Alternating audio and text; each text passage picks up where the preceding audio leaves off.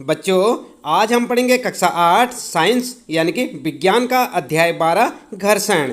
हम आपको बताएंगे बच्चों इस पाठ से संबंधित प्रश्नों के उत्तर। तो चलिए शुरू करते हैं। सबसे पहला प्रश्न है यहाँ पर आपका, रिक्त स्थानों की पूर्ति कीजिए। यहाँ पर आपको खाली स्थान भरने हैं। और सबसे पहले क्या है बच्चों, घर्षण एक दूसरे के संपर्क में रखी दो वस्तुओं के पृष्ठों के बीच, और ये खाली स्थान यहाँ पर भरना है, का विरोध करता है। तो क्या लिखेंगे बच्चों, आप लिख सकते हैं खाली स्थान में लिखेंगे गति। कहाँ पर, यहाँ पर। ठीक है, गति का विरोध करता है। ठीक है, इसके बाद अगला देखते हैं। यहाँ पर ख है, घर्षण पृष्ठों के और फिर खाली स्थान है पर निर्भर करता है। तो खाली स्थान में क्या लिखेंगे, आप लिखेंगे चिकनेपन पर निर्भर करता है। ठीक है, इसके बाद अगला है बच्चों, ग घर्षण से और फिर खाली स्थान है उत्पन्न होती है। तो क्या उत्पन्न होती है बच्चों, आप लिखेंगे यहाँ पर ऊष्मा। ऊष्मा उत्पन्न होती है। ठीक है, इसके बाद अगला है बच्चों, घ कैरम बोर्ड पर पाउडर छिड़कने से घर्षण हो जाता है। तो क्या हो जाता है, कम हो जाता है। क्या लिखेंगे, कम। देख रहे ना आप यहाँ पर, कम हो जाता है। इसके बाद अगला है बच्चों, ग सर्पी घर्षण स्थैतिक घर्षण से और फिर खाली स्थान है होता है। तो क्या होता है, कम। क्या होता है बच्चों, कम होता है। ठीक है, इस प्रकार से आप लिख सकते हैं और आपके इस पहले प्रश्न का उत्तर हो जाएगा। इसके बाद बच्चों आइए देखते हैं, फिर है दूसरा प्रश्न।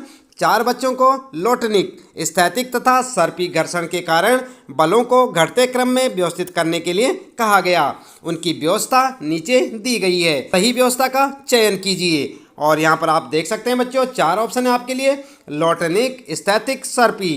ख है लोटनिक सर्पी स्थैतिक, ग है बच्चों स्थैतिक सर्पी लोटनिक, और घ है फिर सर्पी स्थैतिक लोटनिक। तो कौन सा ऑप्शन आपका बिल्कुल करेक्ट होगा, सही व्यवस्था का चयन आपको करना है बच्चों। उत्तर में आप लिख सकते हैं ग वाला बिल्कुल करेक्ट है, स्थैतिक सर्पी लोटनिक, और आपके इस प्रश्न का उत्तर भी हो जाएगा। इसके बाद बच्चों फिर आता आपका तीसरा प्रश्न है यहाँ पर, आलिदा अपनी खिलौना कार को संगमरमर के सूखे फर्श, संगमरमर के गीले फर्श, फर्श पर बिछे समाचार पत्र तथा तौलिए पर चलाती है। कार पर विभिन्न पृष्ठों द्वारा घर्षण बल का बढ़ता क्रम होगा। तो क्या होगा, आप देख सकते हैं, क्या है आपके लिए, संगमरमर का गीला फर्श, संगमरमर का सूखा फर्श, समाचार पत्र, तौलिया। अगला ऑप्शन है बच्चों ख वाला, समाचार पत्र, तौलिया, संगमरमर का सूखा फर्श, संगमरमर का गीला फर्श। इसके बाद अगला है ग तौलिया, समाचार पत्र, संगमरमर का सूखा फर्श, संगमरमर का गीला फर्श। और इसके बाद घ है बच्चों, संगमरमर का गीला फर्श, संगमरमर का सूखा फर्श, तौलिया, समाचार पत्र।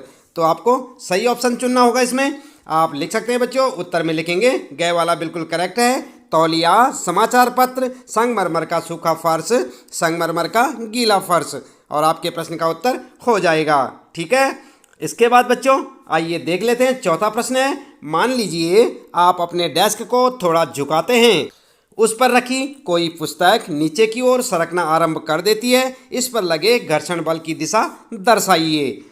तो क्या लिखेंगे उत्तर में बच्चों, उत्तर में आप लिख सकते हैं, यदि हम डेस्क को थोड़ा झुकाते हैं और उस पर रखी पुस्तक नीचे की ओर सरकना आरंभ कर देती है, ऐसी स्थिति में घर्षण बल की दिशा ऊपर की ओर होगी। ठीक है, इसके बाद अगला प्रश्न है बच्चों पांचवा, मान लीजिए दुर्घटनावश साबुन के पानी से भरी बाल्टी संगमरमर के किसी फर्श पर उलट जाए।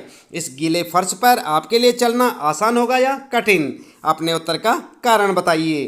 तो आप जो है उत्तर में लिख सकते हैं बच्चों, यदि दुर्घटनावश साबुन के पानी से भरी बाल्टी संगमरमर के किसी फर्श पर उलट जाती है तो इस गीले फर्श पर चलना कठिन होगा, क्योंकि चिकने पृष्ठों में बहुत सारी अनियमितताएं होती हैं। दो पृष्ठों की अनियमितताएं एक दूसरे से भीतर धंस जाती हैं। इसलिए जब हम एक पृष्ठ से दूसरे पृष्ठ पर गति करने का प्रयास करते हैं तो कुछ ही बल लगाना पड़ता है।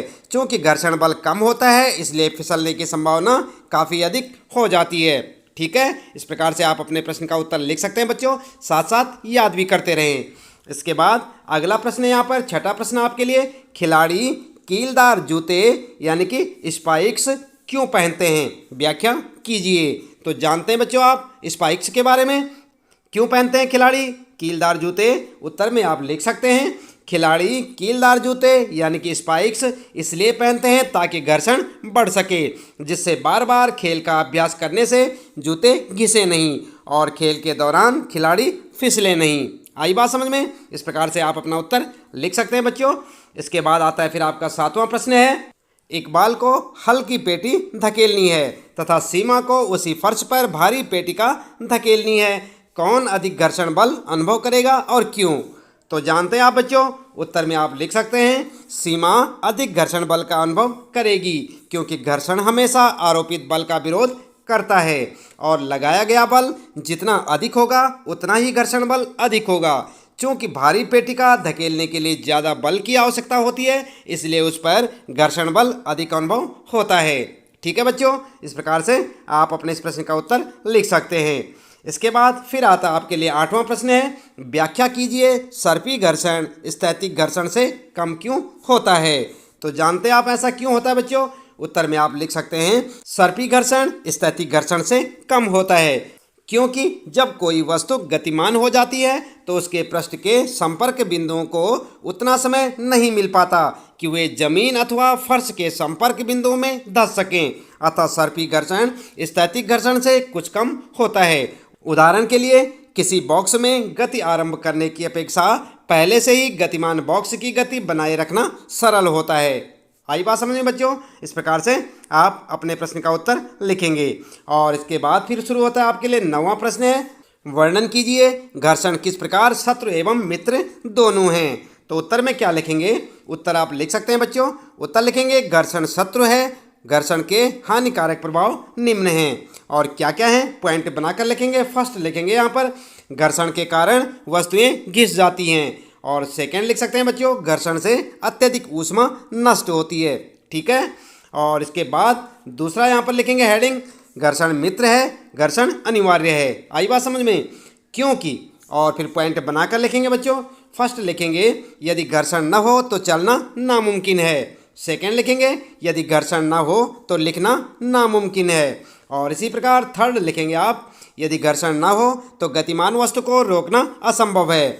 अगला लिखेंगे बच्चों, यदि घर्षण न हो तो भवन निर्माण नहीं हो सकता। ठीक है, इस प्रकार से आप अपने इस प्रश्न का उत्तर लिख सकते हैं बच्चों।